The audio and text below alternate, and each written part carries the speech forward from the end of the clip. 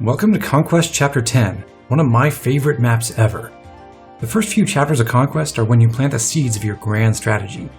This is when they start to sprout. If you've never beaten this map before, please don't watch the rest of this video. As a blind player, this map will surprise you. Overcoming those surprises is a thrill that you should absolutely experience for yourself, without letting me ruin it for you. So this video is really aimed at the player who has beaten Conquest on Lunatic, or at least has played through most of it, and is looking for ways to improve.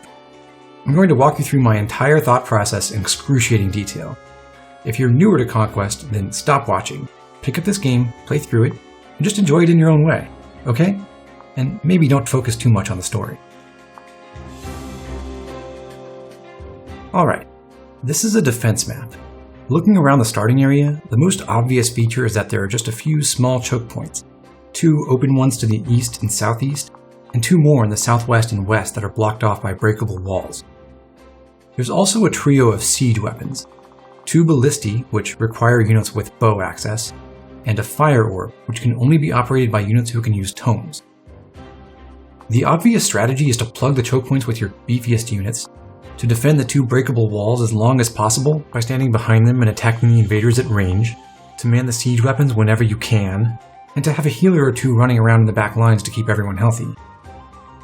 This plan is simple, it's easy to set up, and it's a huge mistake. The secret of this mission is that the starting box is a trap. If you keep your army here, even for just a couple of turns, the enemies will start to pile up on you. You'll be under more and more pressure to hold the line and keep your squishy units safe, not least because there are enemies with lunge who can pull your tanks out of the way. Some of the Sky Knights don't even bother attacking, they'll just beeline straight for the goal, forcing you to peel people off the front lines. And when Takumi drains all the water on turn 7, the walls start to work against you. They limit your ability to go out and fight off the last few waves of enemies before they're right on top of you. So playing defensively causes problems in the long run. Instead, you should try to do the exact opposite. Push out from the starting area and drive the enemies back as soon as possible. There are lots of ways to do that, but ultimately your tactical options in this battle depend on the decisions you've already made for your overall campaign strategy. This early on, you're not making many decisions about who gets deployed and who doesn't. You can use everyone through Chapter 9, and you only have to bench 1 unit here. However, with Hitaka's Heart Seal and the items at the level 1 shop, you can already start defining your team for the middle game. There are several opening strategies that I consider strong. The one I chose for this run is centered on Jakob, taking advantage of his early access to high-level skills by having him marry Corrin. My Corrin has the Dragon talent, so she gives her husband access to Wyvern Lord and Malig Knight. Since Jakob and Corrin should have C support available after Chapter 6, and they have fast supports with each other, it takes 5 more maps to get all the way to S rank. With Chapters 7, 8, and 9, plus Paralog 1 and Invasion 1, you can finish just in time for Chapter 10. Of course, some luck with the private quarters can help you do that a little bit earlier, or it can make up for shortfalls if your support points get behind schedule. In using the first partner seal on Jakob, I've chosen Malig Knight over Wyvern Lord. Wyvern Lord has superior strength, speed, and defense, but Malig Knight offers better skills and tome access. Jakob's magic is not that impressive, but a lot of enemies at this point have very bad resistance, so it's functional. It's also convenient to get 1-2 range weapons without any weapon rank grinding. I should point out now that Jakob changed classes when he was about to level up. I set that up on purpose. I want him to start earning his Wyvern Rider skills as soon as possible. The first Heart Seal went to Elise right after Chapter 7, in order to give her a dramatic stat upgrade and the ability to fight. Those 2 things unlock the power of her amazing personal skill. Being a flyer is a nice bonus. The second Heart Seal, the one that Hitaka drops in Chapter 9, went to Mozu. She becomes a much better unit with access to bows, and it really is useful to have 2 bowmen on this map, just not because of the Ballistae. That said, there are other good ways to use that Heart Seal. If I hadn't given it to Mozu, I'd probably be putting her on the bench and using Nyx instead. To be clear, I think this is a good way to start a Conquest Lunatic campaign, but it's not the only good way. In fact, it's not even the one I consider best. But this is what I've committed to, and I'm going to war with the army I have. I've said that you should approach this map aggressively, but that's not a plan, so let's nail down some particulars. To do that, I find it helpful to organize this map in 4 sectors. First is the western path, across the bridge to the village that gives 10,000 gold, and then down the upper half of this pier. In this area, the reinforcements spawn next to the wooden bridge. All but one of them will be Oni savages. Odin does very well against Oni savages with Nosferatu, and Elise is able to drop him on top of them on the very first turn. What's great about using Elise and Odin together is that her personal skill, Lily's Poise, gives Odin a ton of extra survivability. The defensive bonus combines nicely with his life-stealing Nosferatu tome. Odin returns the favor by applying Heartseeker, making Elise a lot more accurate. Next is the southwestern sector, which includes the area in front of the duel clubhouse and everything else down to Hinata and Takumi. This region connects to the western sector through a narrow path around the crates and barrels. When enemies are marching up the pier, you can sometimes exploit this gap to draw them one way or the other. Those enemies spawn at the ship. As you can already see, they're a mixture of spear fighters and ninjas. Ninjas are made of paper, and the spear fighters aren't that much bulkier, so it is possible to stack so much strength in guard stance that you can one-shot the generics with a javelin or hand axe. However, those weapons aren't very accurate in guard stance. You can also run into problems when your defense stat is too high, which will make the ninjas refuse to attack. Hinata is not that scary, but it's annoying to fight him when he's supported by his teammates. The best way to handle him is to pull him on turn 2, so that he runs ahead and separates himself from his companions.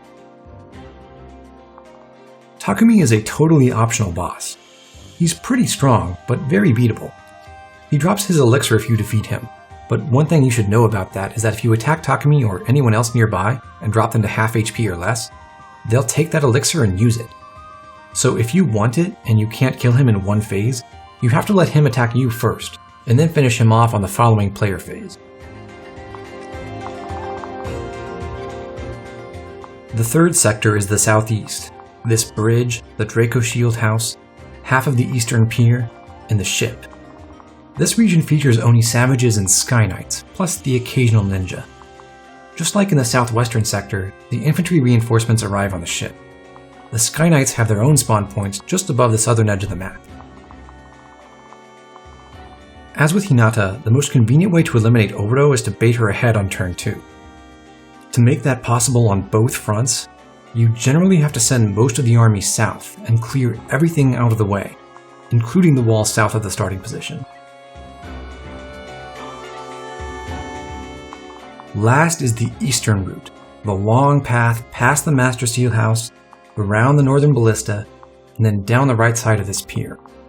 Aside from the 2 spear fighters already present, every enemy here is an archer. They spawn near this bridge off the side of the map. This is the area of least concern.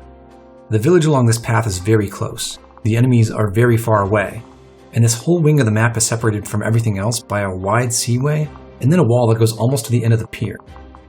For units who don't fly, the only way to leave is to go the long way, either around the wall or back through our starting area. Because of these factors, I'm going to neglect this eastern path until Camilla, Selena, and Baruka arrive. They show up just in time to prevent the archers from taking the eastern Ballista.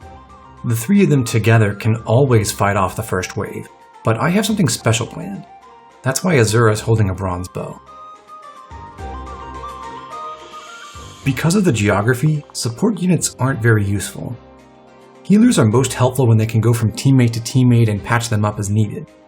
However, the team has to move in 4 directions at once, and the strongest units who will see the most combat and need the most healing will be moving farther and faster. Staff users have a hard time keeping up. Hitaka, the capturable boss from Chapter 9, has a similar problem. His main selling point is rally defense, and that just isn't very good when your team is split apart. He'd usually rather just attack, and in that capacity, he's sharing lances with at least 2 units who are better than him. There's actually a separate problem with rally defense, but I'll get to that in a minute. Before then, let's try to visualize what we're going to do on the first couple of turns. In the southwest, we have to break the wall, then send someone through to battle the spear fighters. Effie's a good choice for that. She takes minimal damage and can one-round them easily in attack stance. The trouble is that she can't move very far, but Azura can help. The turn after Effie kills the spearmen, the ninjas will be close by. we can exploit Effie's fantastic strength for some dual strikes against those ninjas. And let's not forget the Sky Knight down south. She'll fly due north and stop right here. If Effie ends turn 1 a knight's move away from here, by which I mean the chess piece, then anybody with a ranged weapon can use Effie's dual strikes against the Sky Knight as well. Afterward, someone will have to go bait Hinata. Effie can do that. If she's inside the spear fighter's range on turn 1, then she'll be 4 spaces outside of Hinata's on turn 2. In the southeast, we want to do something similar. Defeat the closest opponents on enemy phase, and then clear the others behind them on the way to Oboro. Normally that would be done right here, above the opening in the wall. This square is in range of 2 Oni savages, but not the ninja. As a flyer with 8 movement, Jakob has more options. With Corrin's guard stance support and a little bit of stat boosting, he can go south and fight all 3 Oni savages right here, where he's beyond the ninja's reach. Alternatively, Corrin can do it in attack stance, dropping Jakob next to her over the sea. That would let me preserve Jakob's HP for the next wave of enemies behind Oboro. However, if Corrin handles the job, there are some complications. With the Dragonstone, Corrin has 15 defense. Jakob's personal skill alone gives her 3 more. With Gentium, she's up to 20, and that's too much for the 2 enemies with iron clubs. I can remove Gentium to fix that, but if Corrin had gained even 1 extra point of defense, I would have no recourse. So this tactic is growth dependent in the way that's least fixable. The Yato works too, as long as Corrin can double, but that introduces a separate problem. With weapon triangle advantage and the 15 extra avoid that Jakob provides, Corrin has a very good chance to dodge axes. That's not automatically bad, but it introduces a lot of variance because Corrin might lose anywhere between 0 and 16 HP on turn 1.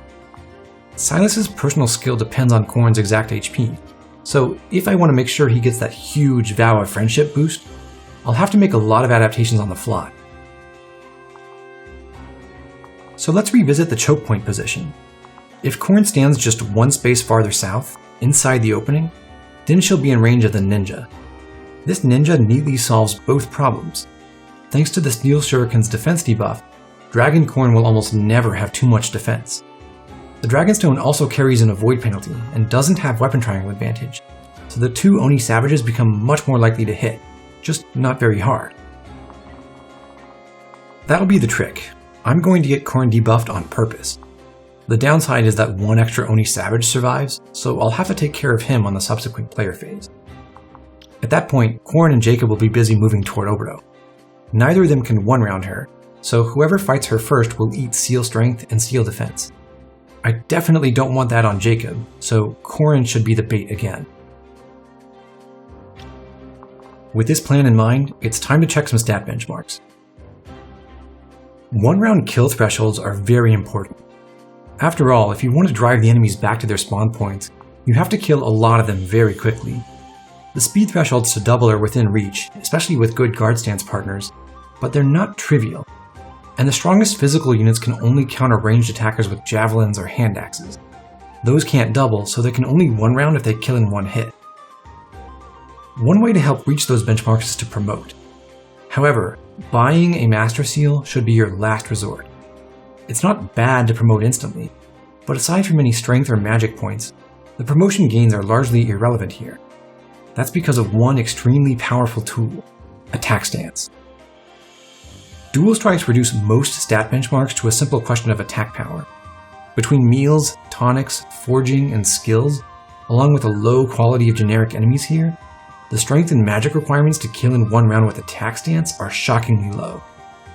Promotion is far more expensive than any of those other stat boosting tools, and this is one of the few points in Conquest where finances are a major concern. Early Master Seals eat up the funds that could otherwise be used on forging or for important specialty weapons like Nosferatu or javelins or hand axes.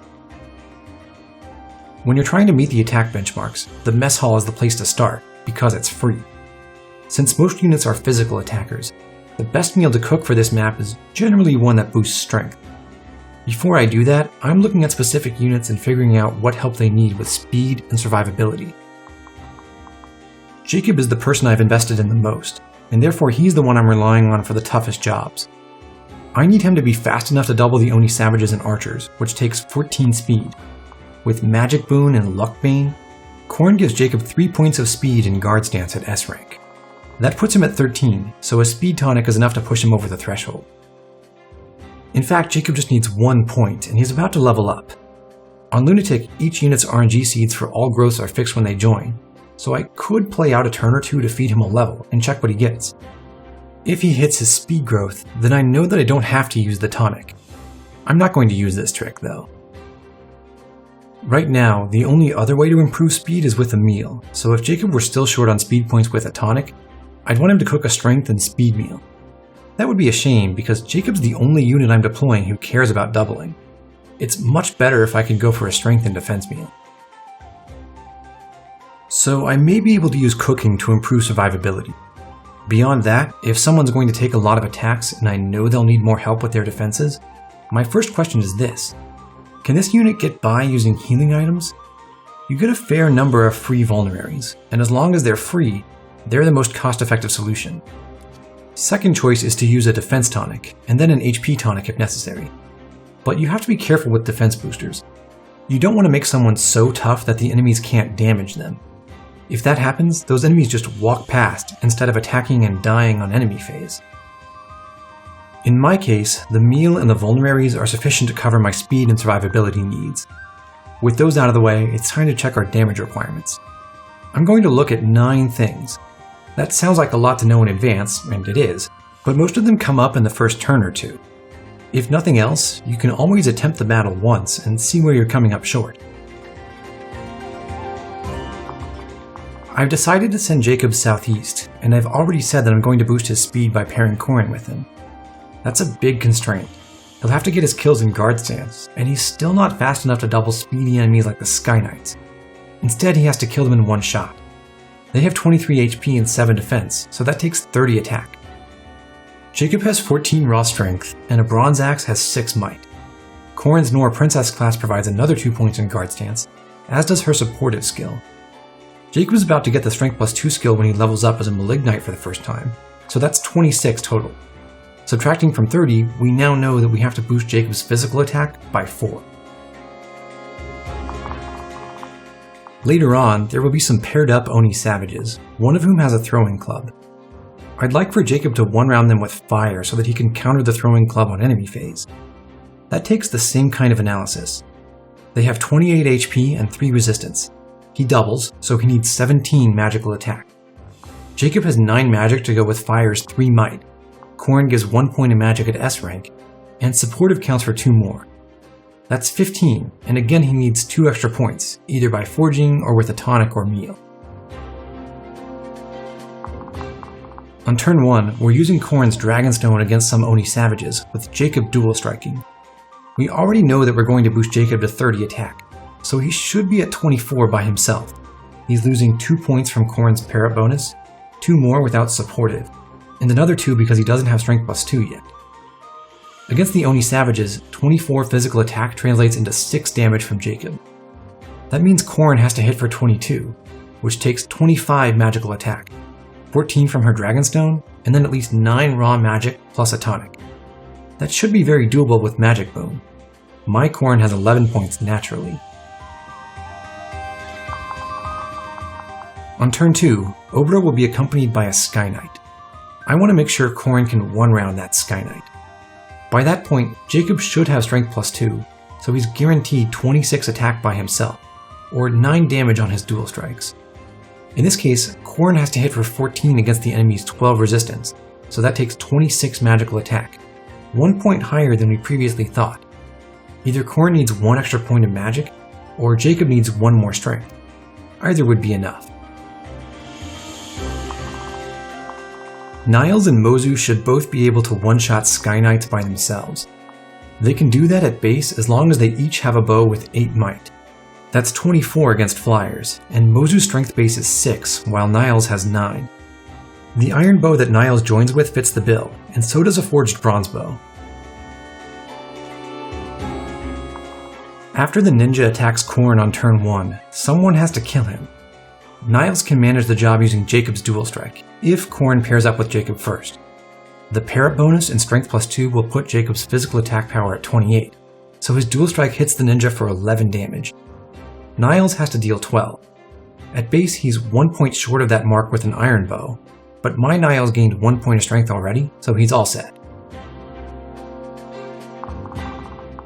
I want to make sure Effie is strong enough to one-shot ninjas by herself. They have 23 HP and 6 defense, so the benchmark is 29 attack. Effie starts with 13 strength and can wield an iron lance with 7 might. If she's gained at least 1 point of strength, or if she gets a tonic, her personal skill activates to provide 3 more damage. Since that's always available, she's essentially starting at 23 attack, and she needs 6 more from base. Iron Lance +1, a strength tonic, and a +2 strength meal will do the trick. In practice, I'm able to scale back. Effie has gained 3 strength in her 4 levels, and she also reached C rank in lances by providing a bunch of dual strikes. That gives her 1 more point of attack power, so all she actually needs is 2 strength from the meal. One special thing I'm looking for, which is least important but also coolest, is the ability to defeat Takumi solo in 2 rounds. I'm going to use Silas for that. Against Takumi's 35 HP and 12 defense, Silas needs 30 attack. If Vow of Friendship is active, then Silas has 23 attack at base with an iron weapon, just like Effie does. If we give him that same package of boosts, a +1 iron sword, a strength tonic, and the strength meal, he's 1 point shy. He has to gain strength at least once. However, Silas has 2 things working in his favor. For one, his growths have come through and given him 2 strength so far. For 2, there's a reliable way to reduce that 30 attack requirement to 28. We'll see how that works later. With these 2 factors, I only have to boost him by 3 points, not 7.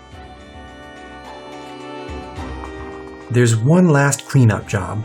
We're allowing 1 Oni Savage in the southeast to survive the first turn, and we have to kill him on turn 2. I can position Corrin to not only bait Oboro, but also set up for attack stance against this Oni Savage. Her Dragonstone should hit for 11 as long as we're giving her the 1 point of magic she needs, so the lead unit needs 28 physical attack. Silas can get there, with his current 13 strength and an iron weapon, plus 3 points from elbow room and 2 more from supportive, he's 4 points shy. That means we have to revise Silas's number upward from 3, or else make Corrin's dual strike a little bit stronger. After checking these thresholds, I've figured out what I have to add with the mess hall, the forge, and tonics. A +2 strength meal can help 3 of these units, and in fact it covers Effie's needs completely. By putting this list together, I know beforehand that Jakob, Effie, and Silas are the units I really need to feed.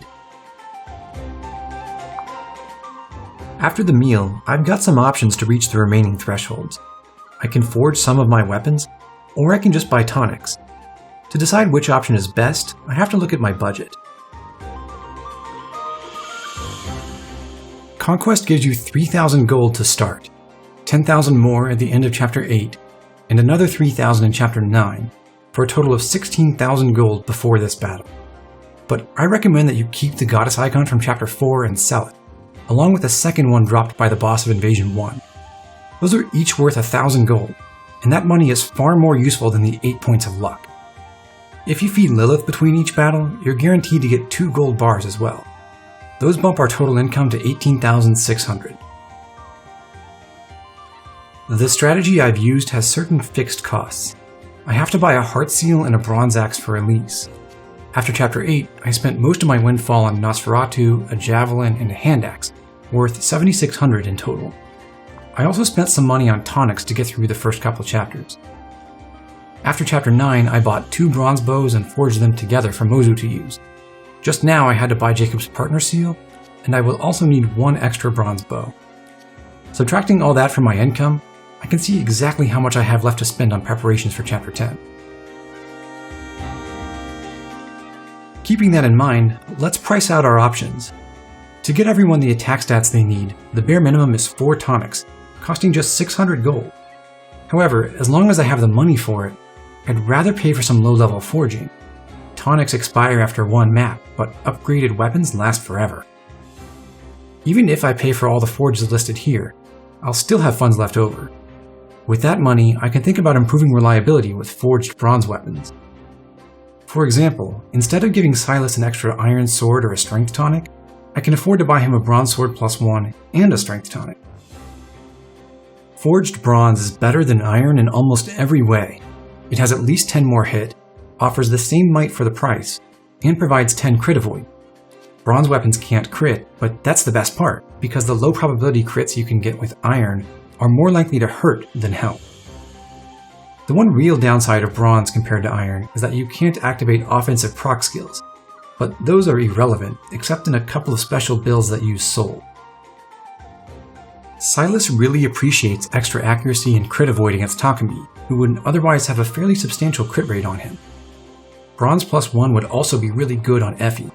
She'll be providing a lot of dual strikes, and the extra accuracy will make those reliable. I'm working 3 +1 bronze forges into the budget, one each for Silas, Effie, and Jakob. Since Jakob is stealing the bronze axe that Elise had, I'm buying her a new one. From there, I just need 5 tonics, and I'm good to go with a little bit of money to spare. Once I've bought all the items and put everyone in the right positions, my preparations are complete. With experience, this whole process, from planning the first couple turns and checking those calculations, all the way to final setup, becomes something that you can do automatically on any map. I still have to write things down to get my shopping list right, though.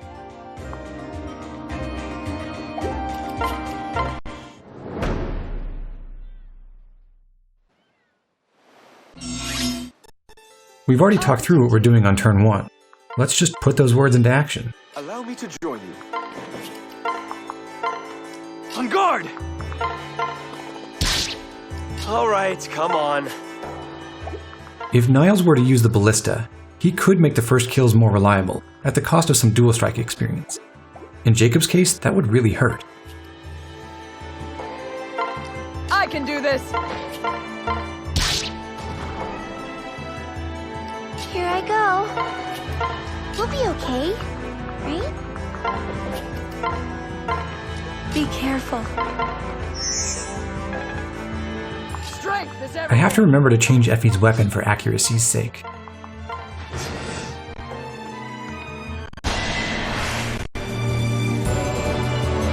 may rely on me.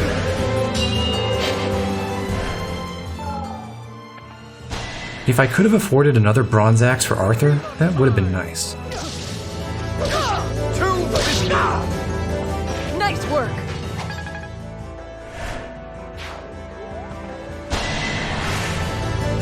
You're no match for us! Never fear!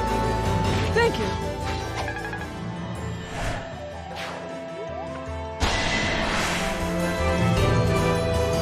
This will be enjoyable. I won't surrender! That crit is unlucky. If that happens again, Jakob will learn Strength +2 a little late. I took Dragon Fang off of Corn because it exacerbates this problem. Allow me to join you. You must share! How did you do that?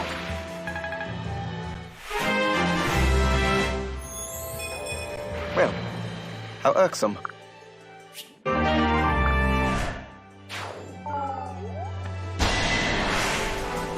Over here! Let's do this!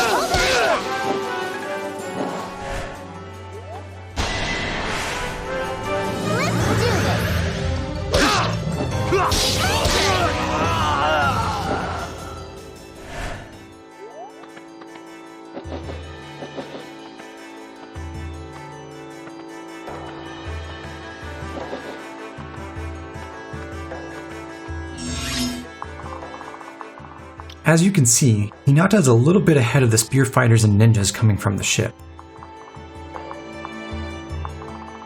Oboro is the same way, except for the Sky Knight that we already talked about.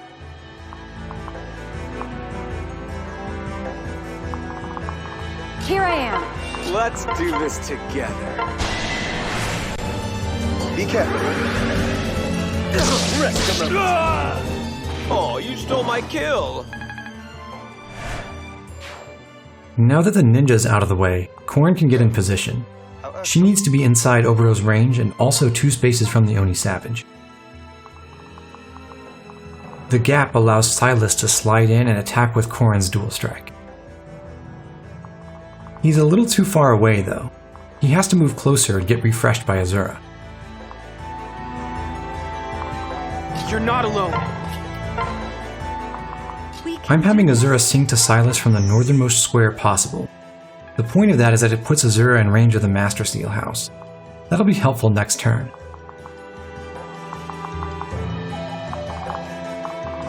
We have no choice.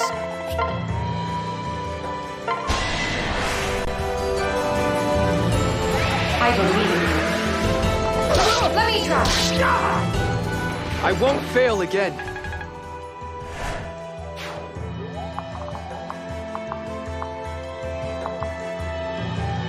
I'll protect you. We already know Mozu can solo the Sky Knight. However, she also happens to be strong enough to kill a ninja with Effie's dual strike. That gives me a slight advantage that will become clearer in a moment. Not over yet. You saved me.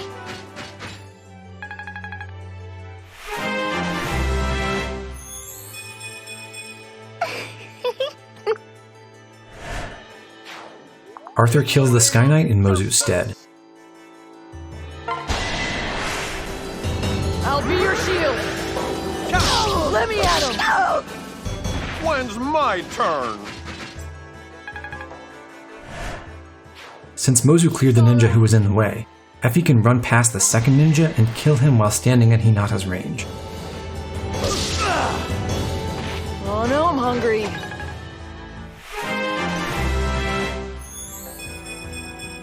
Am I too strong?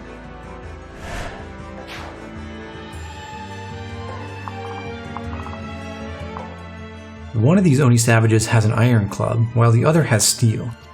The general rule with Nosferatu is that you want to attack weak enemies when they're all healthy, but you hit the strong enemies when they're weak.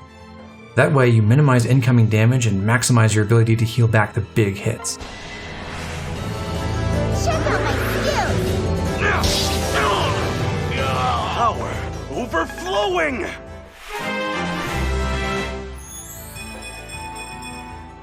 Elise has some spare time to go pick up the gold. Uh-oh. What now?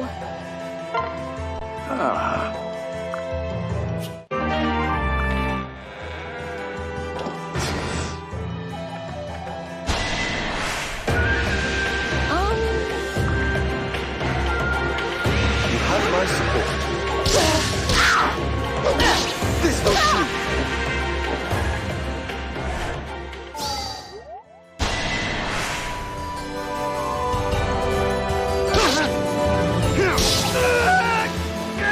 Did it again. It's possible for Effie to have too much defense, but you can pretty much always deal with that by taking off defense +2.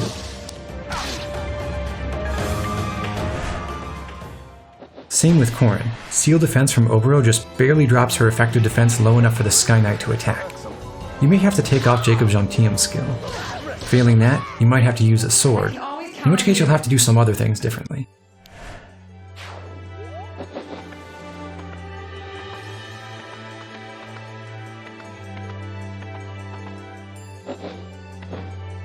Found you. No. On turn 3, our reinforcements have arrived. I'll get to them in a second. First, I want to address the situation down south. Jakob can kill the Sky Knight with Corrin's dual strike, but it's safer for Corrin to pair up with him first.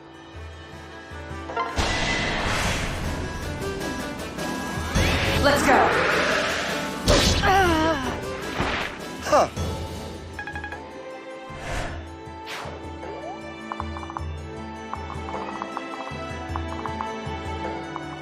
Jakob should be perfectly capable of finishing off Oboro and her squad on enemy phase, assuming everyone else gets away. Knowing that, let's consider what happens next. The Sky Knights will all fly north. Jakob will have to deal with the easternmost one. The middle one is going to stop just below the central platform. I can have either of my archers shoot her down after that. They'll have to stand outside of Oboro's range, but still close enough to reach the Sky Knight.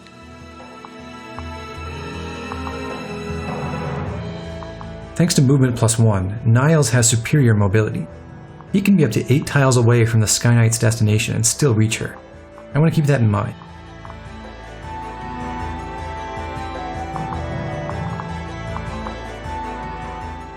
I'll need some chip damage on Hinata. The reason why it's nice for Mozu to be close by, rather than being in Arthur's position, is that she can attack Hinata without ever taking damage back. His personal skill doesn't apply to bow attacks.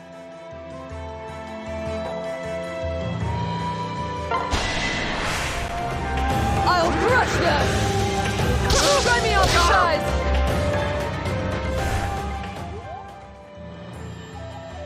We can do this together! Let's check what Hinata's companions can do.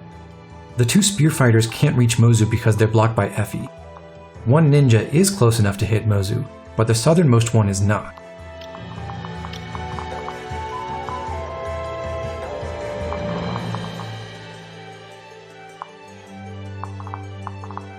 I'll be your shield! If Effie equips her javelin, then the highlighted ninja will never attack her. He has 18 attack power, but she has 19 defense and is able to counterattack.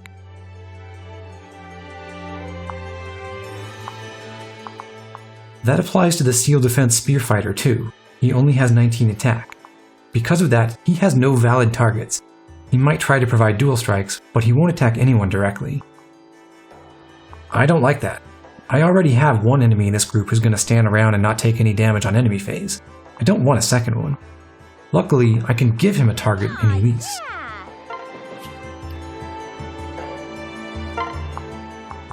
It's better for Elise to face him, not Odin. Odin will be doing most of the tanking, so Seal Defense will be very bad for him. He can help by equipping a more accurate tome, though.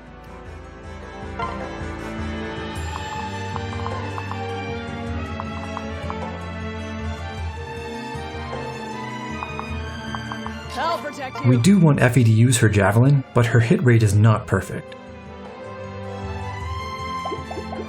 Arthur's support provides huge hit bonuses. If he stands next to Effie, he'll solve the accuracy issue. He shouldn't have any problems facing one spear fighter either, but I can do one better by having him bring Niles along. If they separate, then Arthur can boost Effie while Niles gives his own support bonuses to Arthur. And Niles is still close enough to shoot down that Sky Knight next turn. It's alright! Effie finally delivers the knockout blow. See that hit plus 24? 20 of that is from Arthur. Oh, shoot!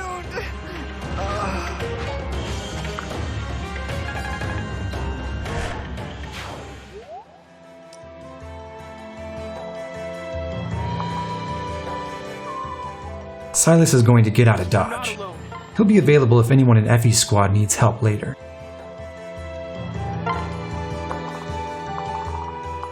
Let's finally turn to our new recruits.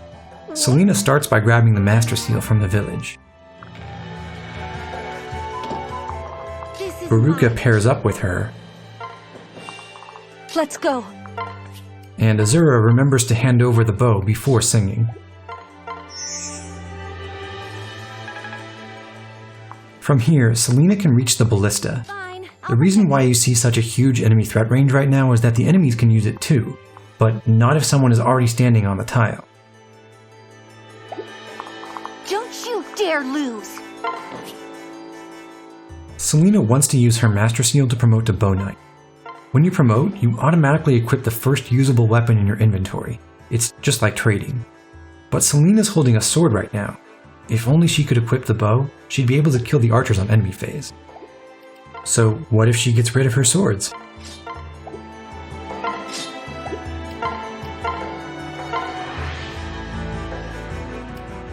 There we go, bow equipped.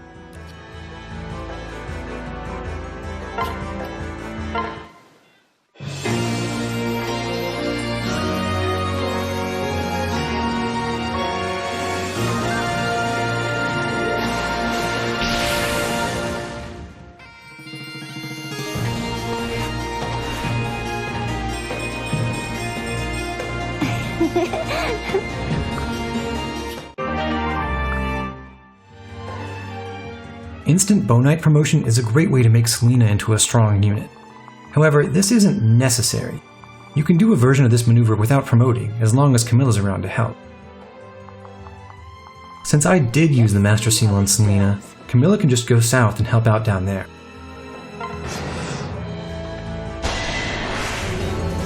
You are in good hands! That was your fault!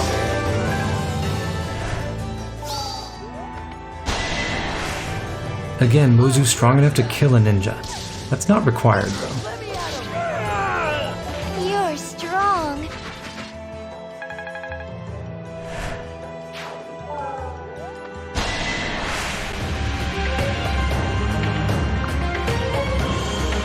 We won't give up. No way.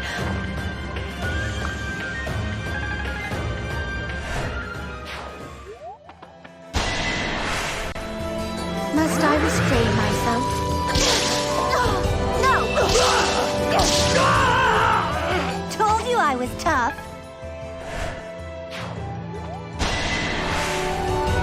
Gotta eliminate it. Mistake.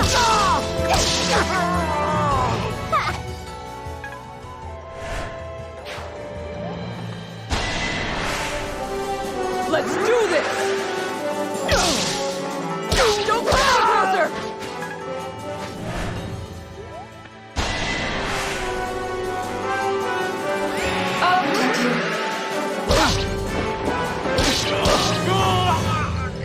No surprise there.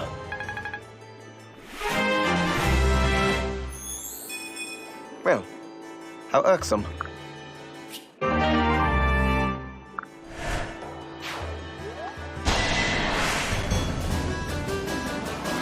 We've got this. Are you okay? I could do no less.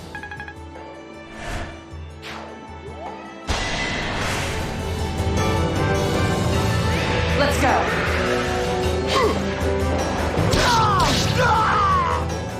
No surprise there.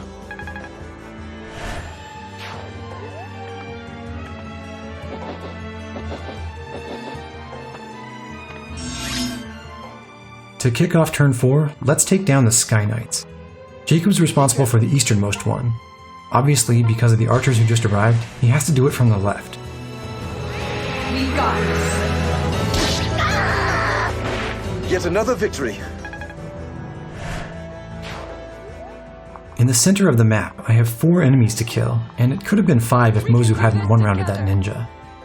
Effie can go kill the other ninja, but I'm noticing that she hits for 24 because she gains some strength. That's 12 on a dual strike, and Mozu hits for 11. She can kill this ninja with Effie's dual strike, despite the debuff from the steel shuriken. Of course, Effie will have to move first. The takeaway from that is that I don't need Mozu to shoot down the westernmost Sky Knight. I can have Arthur do it instead, taking advantage of Niles' dual strike.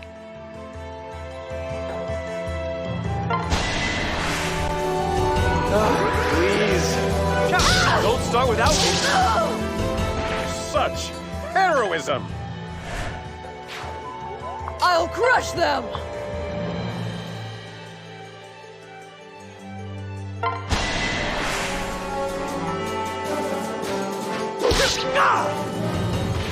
Well fought. I'll protect you. This is a slight risk, but I still have Silas and Camilla on hand to help if anything goes wrong. One of the great virtues of attack stance is the fact that unpaired units have twice as many player phase actions as paired ones do. That gives you a lot of flexibility to respond to different circumstances and correct any mistakes. Careful out there. One other point of failure here is Niles. His accuracy is worse than Mozu's, which is why I gave him the forged bronze bow and had her use the iron, but he still might miss. Disappointing. He didn't miss, but if he had, Silas could have come over to save the day.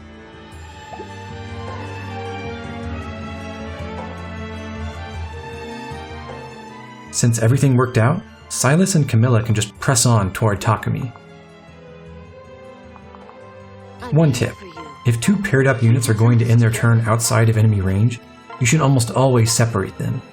Unless the area is particularly cramped, there is no advantage to staying paired up outside of combat. Separating gives you many more movement options. Aw, yeah!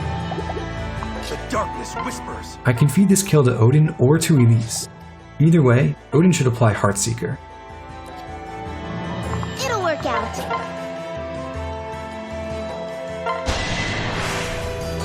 Such are the whims of fate.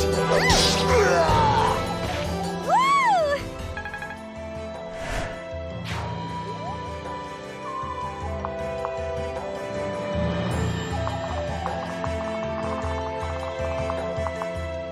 Up here we have a classic "How do I use my songstress?" exercise.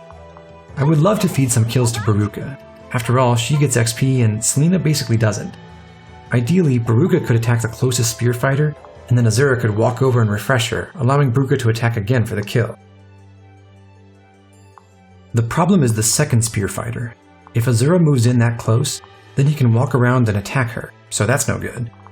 But you can also see that as long as there's an ally in the way, the square 2 spaces west of Selena is safe. That's as close as Azura can be. Therefore, the best thing to do is to move Selena 1 space to the left, where she can take her swords back and then heal herself.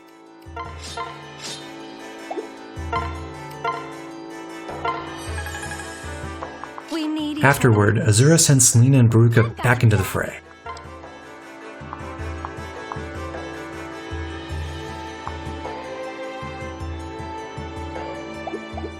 Assuming Baruka doesn't miss, she should be able to kill one spear fighter and cripple the other. Show me what you've got! Don't even think about it! What are you doing?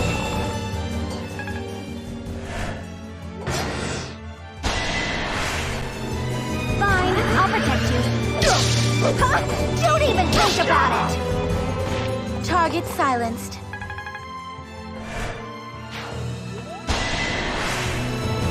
I've got your back.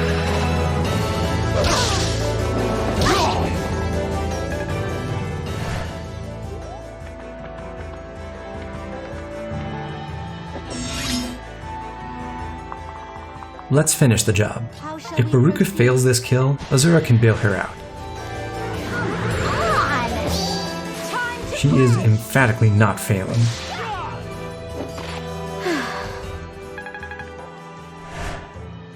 With the spear fighter dead, Azura can refresh from the far side. You always want to keep your refresher as close as possible without being in danger. Singing to Baruka from the west or the north would be a mistake. Not a huge one, but I'd be putting Azura in a less convenient position for no reason.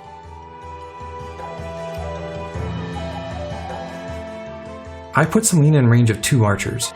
She could actually handle all 3. They hit pretty hard, about 10 points of damage each, but her guard gauge would block 2 out of 3.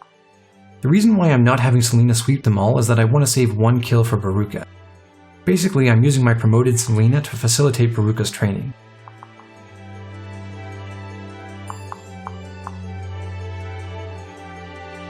Stiff upper lip. Because he dodged a couple of attacks, Jakob is barely scratched.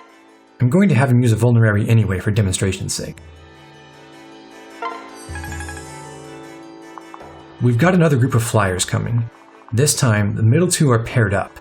All 4 will fly due north again. These Sky Knights are aggressive and they will attack you, but Jakob, Silas, and Camilla are all too bulky for that. Like before, I can put Niles in charge of the easternmost flyer. He just has to stand somewhere vaguely nearby. Arthur is the only unit in the area who is both weak enough to take damage from the Sky Knights and also capable of counterattacking them. He'd be able to kill them on enemy phase with a bow dual strike, but I have no real need to set that up because I have such great firepower available. Effie saw that Niles and Mozu could one-shot flyers, so she decided to gain strength and join the club. It takes 30 attack, and now she has 27 listed plus 3 from Puissance.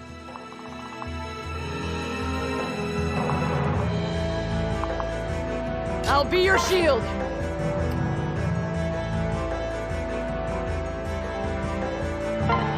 It's alright. I'll have Effie take down the left-hand Sky Knight with Mozu supporting. From there, we'll go across. The middle pair will attack Arthur, which just gives him free experience and support points.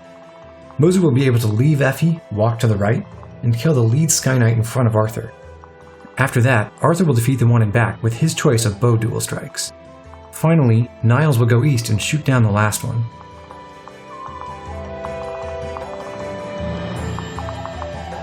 Careful out there! Since everything went so smoothly on the previous turn, Silas is able to attack the Steel Defense Spear Fighter right now. I have faith in you.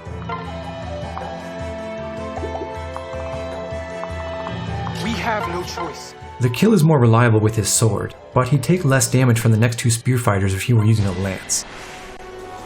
Let's see how this goes. You need a spanking! Thank you.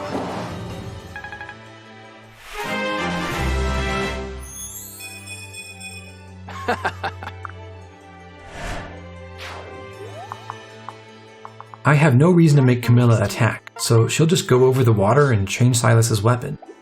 If Silas or Camilla had been needed on turn 4, I wouldn't be able to do all this, but I could achieve essentially the same thing by having Camilla drop Silas in front of all three Spear Fighters.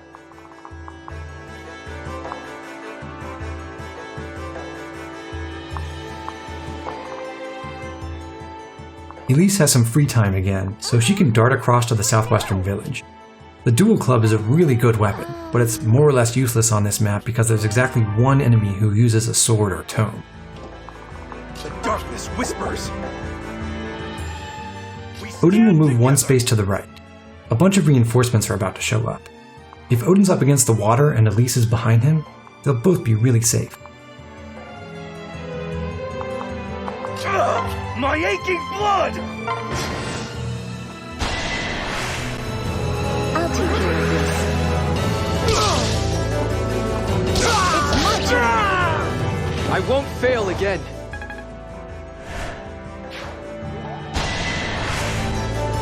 Let's see how this goes. You need a spanking! Thank you.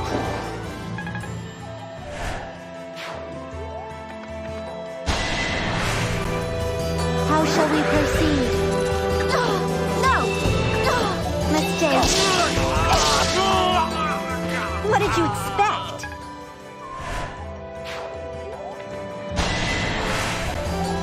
No mercy. No! Like I'd lose.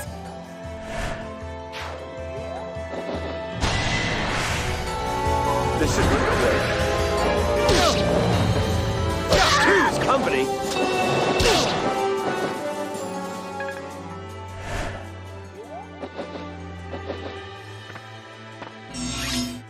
The Sky Knights moved in on schedule, and it's time for the anti-air team to go to work.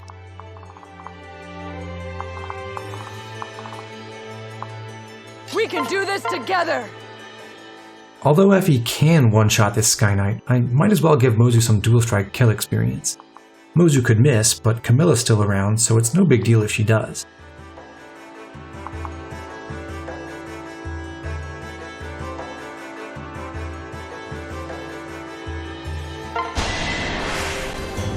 I won't let you die. What are you looking at? I'll return the favor. I'll protect you. Stand down, fiend! Did I get stronger?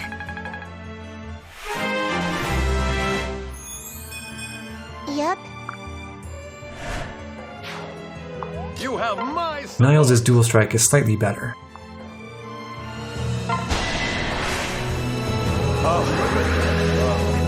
Don't start without me. Thank you, sidekick.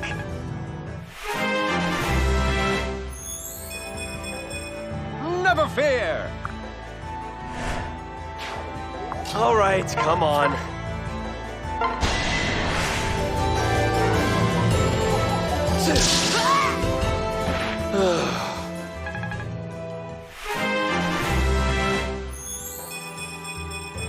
All right.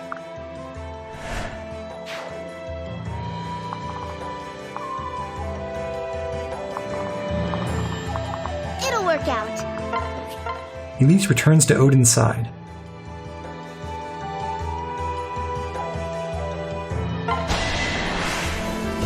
The chosen hero arrives. I am needed. I gave Odin a magic tonic.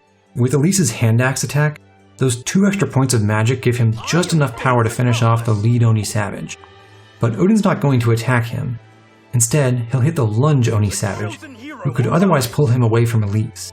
Since the lead unit sees lethal damage from Odin, the pair will switch.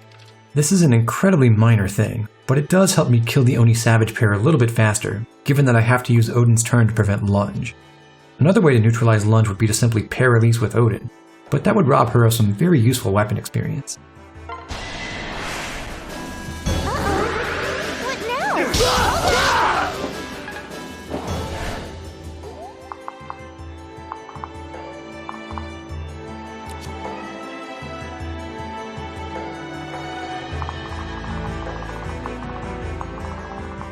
Speaking of killing Oni Savage pairs, Jakob finally gets to put his magic tonic to use. This will be enjoyable. The lead in this pair is locked to one range, but the enemy in back has a throwing club.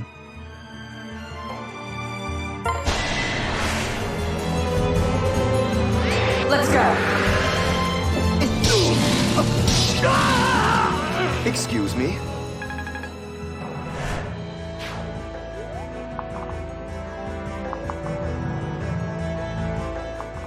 Now we return to Selena and Baruka.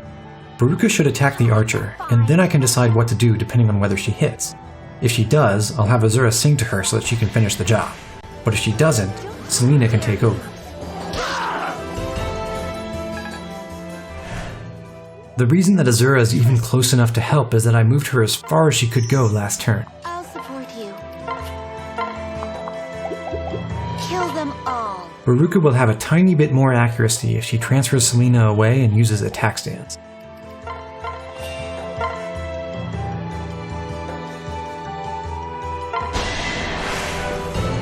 We can do this. Who's next?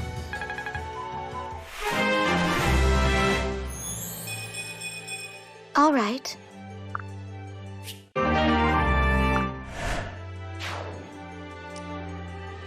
Silas can finally confront the boss. Takumi has a 9% crit rate when Silas has an iron weapon. Bronze reduces that to 0. When you're looking at this, keep in mind that Takumi has quick draw, so he'll deal 4 extra damage on enemy phase. As with Jakob, I'm going to have Silas use his vulnerary, even though he avoided some attacks and doesn't need it. Not to worry. Camilla has nothing to do but wait.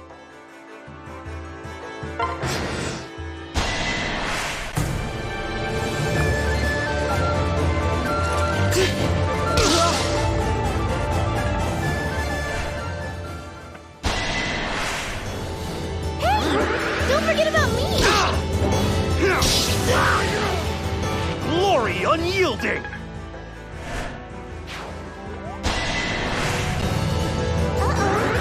What now?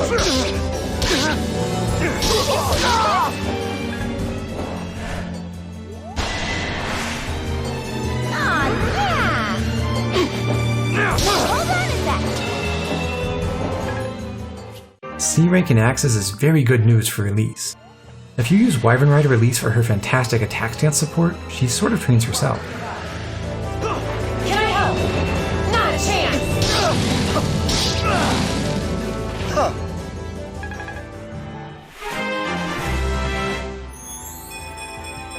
This won't do.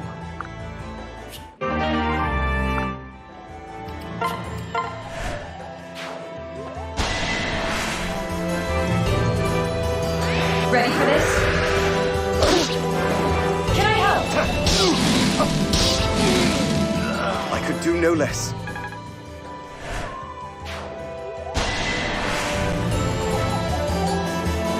I'm with you. Are you okay?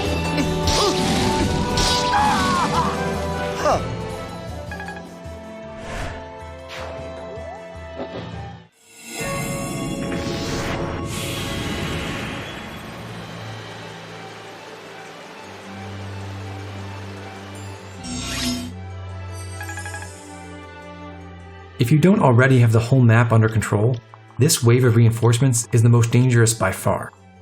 These Sky Knights do not attack. They're the ones who are programmed to fly straight at the goal. They're extra tricky because most of them are paired up, so they effectively have 2 health bars to chew through. You may rely on me. Jakob can one-shot any of them, but I don't want him to chase these things across the map, so I'd like to bring him some help. Now that the water is gone, the eastern team can walk around the house to meet up with Jakob. Once again, in order to keep Azura relevant, I want her to stay as close to the action as possible, but I also want to bring both Selena and Baruka along. If I put Baruka at the end of Azura's range, then Azura can transfer Selena back to Baruka and then sing for them both. Now I can put the 2 of them wherever I want. Where should that be? Well, both Sky Knight pairs will fly north as far as they can. If someone else defeats the lead units first, then Baruka could potentially pick up a kill or 2 using Selena's dual strike. They'll stop right up here. Baruka will have to attack from one of the adjacent spaces. I also know that a fresh batch of archers will appear next turn, so whatever I'm going to do, I can't put Baruka next to the wall.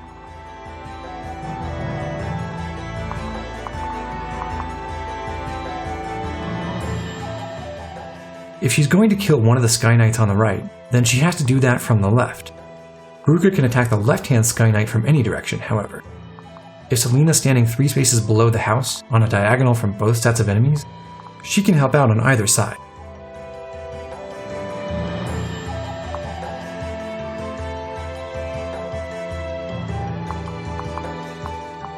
There's also Azura to consider.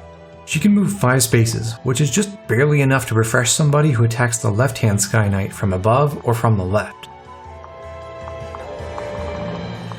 That gives me the solution. Baruka attacks the left-hand Sky Knight from above with Selena to her right. Then she gets refreshed and goes below Selena to kill the right-hand Sky Knight as well. Jakob will have the same problem as Baruka. Next turn, he'll only be able to attack the easternmost Sky Knights from the left. But Baruka needs that square, so Jakob should attack those Sky Knights now, and save the left-hand ones for later.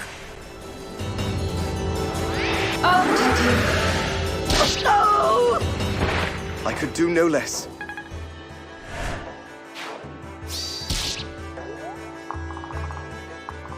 Nobody can reach the solo Sky Knight in the middle, unless Niles gives Arthur a movement bonus. Stand down, fiend! In the name of justice! That was good for me.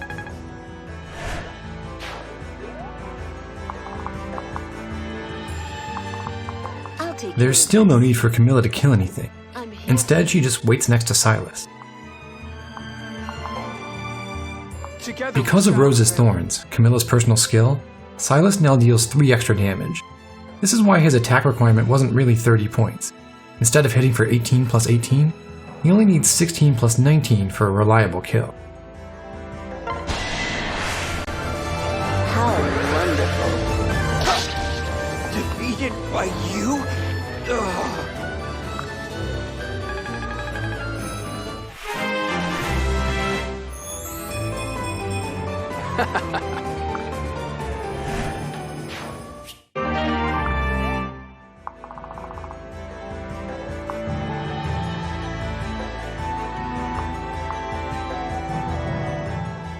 Because I boosted Odin's magic, I can eliminate both Oni savages in this pair right now.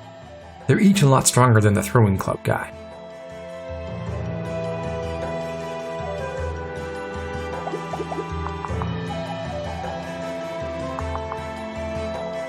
We'll be okay, right?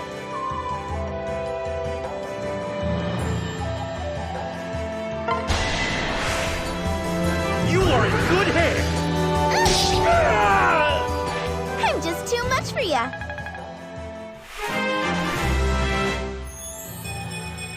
Yay! I am Fate's accomplice!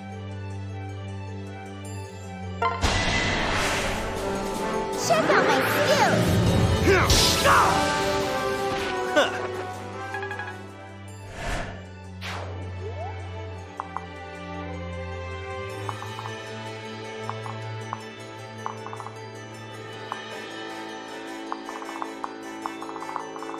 may help you.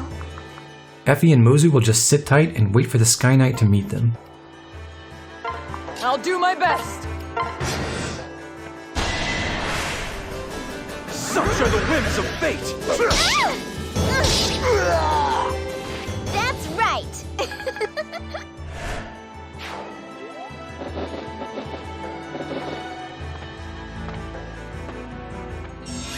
We've just seen the arrival of the final wave of reinforcements. Before I get to them, I have to finish my business with the flyers. Be careful.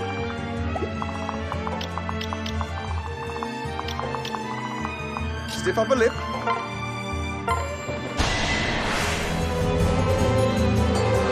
Let's go. No surprise there. Now that guard stance isn't a factor, Veruca can do her thing. Fine. Waste of time. That one was mine. How troubling.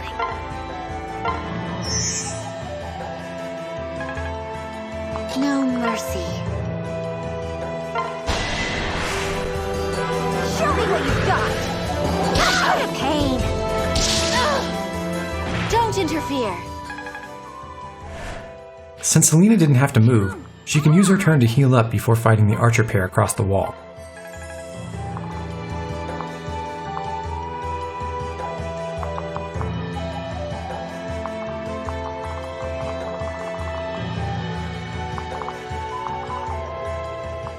Over in the west, things are a bit too scary for Elise now.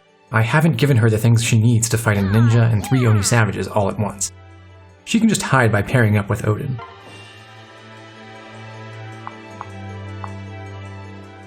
Lunge can be annoying, so I'll have Odin attack the Steel Club guy, even though that violates my general Nosferatu rule about leaving the more powerful enemies alone when they have full HP.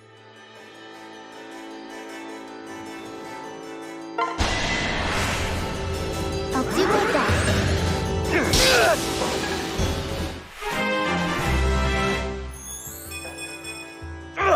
My aching blood! Odin's move allows the Throwing Club Oni Savage to get through. Now he can reach Mozu. But Mozu can take the hit, so I'm not worried about it.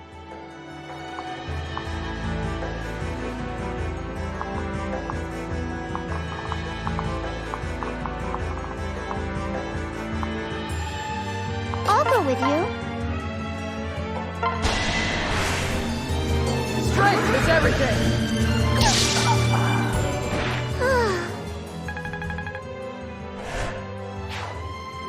I'll protect you. This could be tough. One more. Thank you.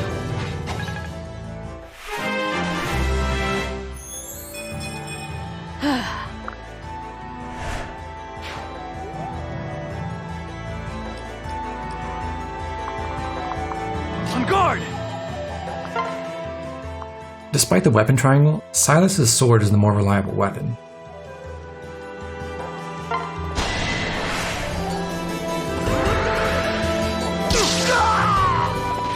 No hard feelings.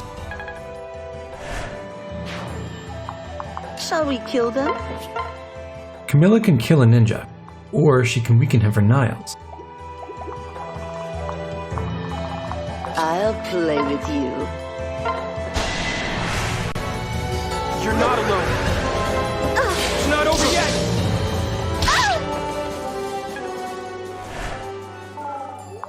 This should be quick. Stand down, fiend!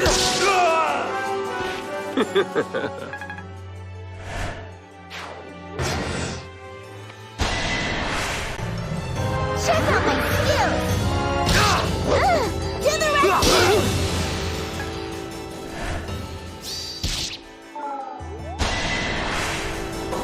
Let's do this. You are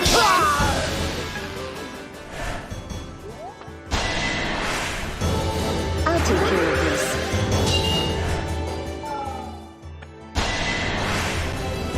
We'll be okay. To the power overflowing!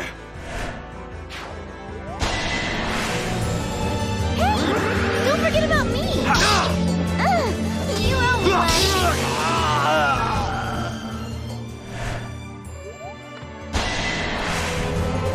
Kill them all. I'll back you up. Told you I was tough.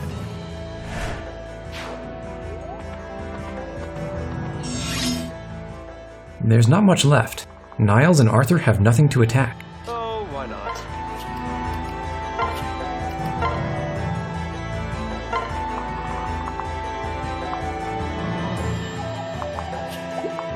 Right next to you. Camilla and Silas only have this ninja to play with.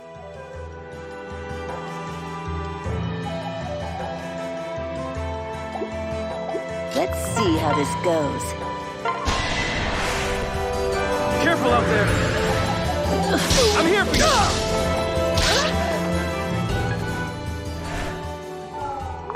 Everything will be fine.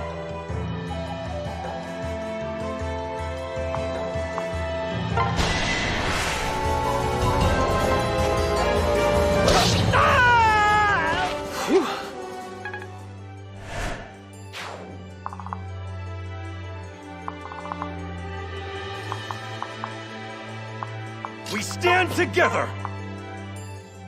If Odin attacks the throwing club Oni Savage from here, he also almost blocks the space below him.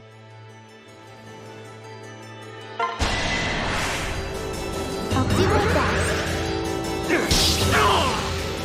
Glory unyielding! The other Oni Savage can still get around Odin, but Effie can move up to wall off the right side. I'll crush them!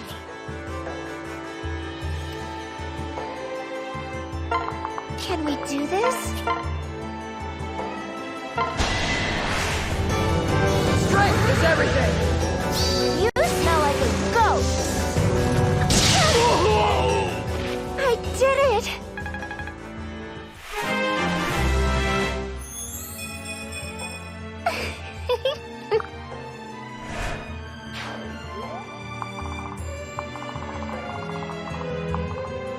In the east and southeast, I'm still outnumbered, effectively 3 combat units against 5. This is The most annoying enemy is the ninja, so I'd like to get rid of him. I'll protect you. But the Steel Club Oni Savage is most dangerous, so he also needs to go. Well, how irksome.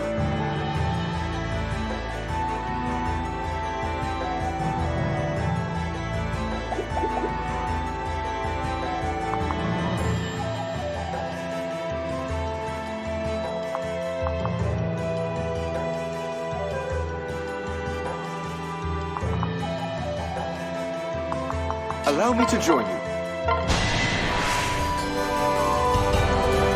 Ready for this?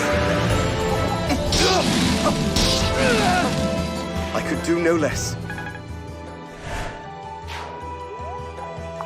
Let's win this one, all right? Baruka and Bow Knight Selena always have enough firepower to one-round this ninja in attack stance. Kill them all.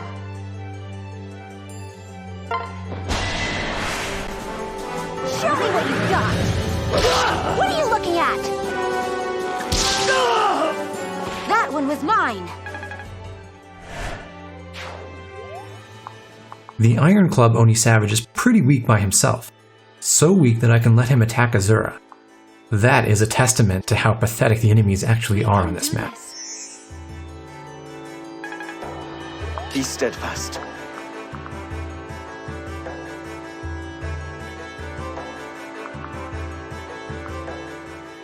Jakob could kill both archers by using fire, but his axe rank is more important. Since he'll take no damage regardless, it's better to attack the one with the Iron Yumi.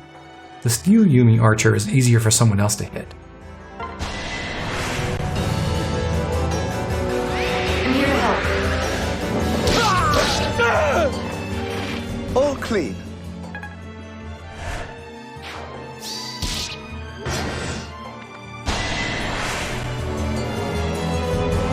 Ready for this? Can I help?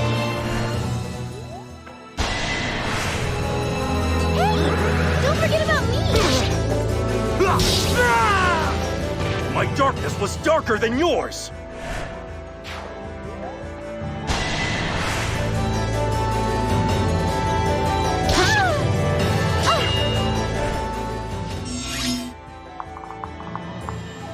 Come on! Selena weakens the Oni Savage for Baruka. Be careful. This should help. How shall we proceed? All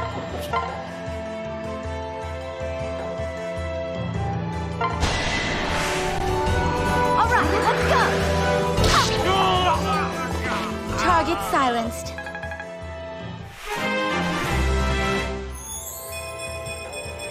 All right. Baruka has leveled up twice, and she can get one last kill if Azura sings to her. Here we go.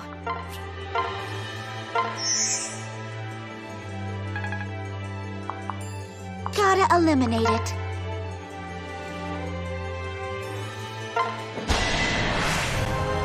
Allow me to join you. Done. Be steadfast.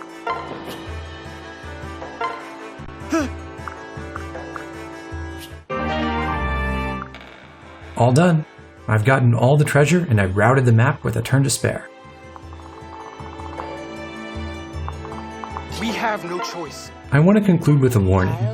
Although I think this is a very good strategy, you shouldn't believe for a second that it's the perfect strategy. I came up with this in a certain context. I wanted to train and use a particular set of units in a particular way. What matters is that you can always do very well if you take an active approach and you apply your resources effectively.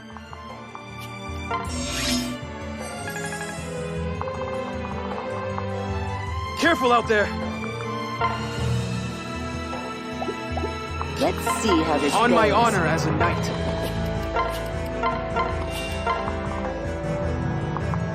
Is there a plan? We can do this.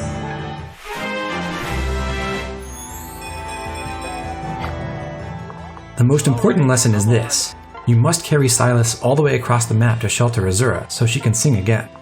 That's called optimization.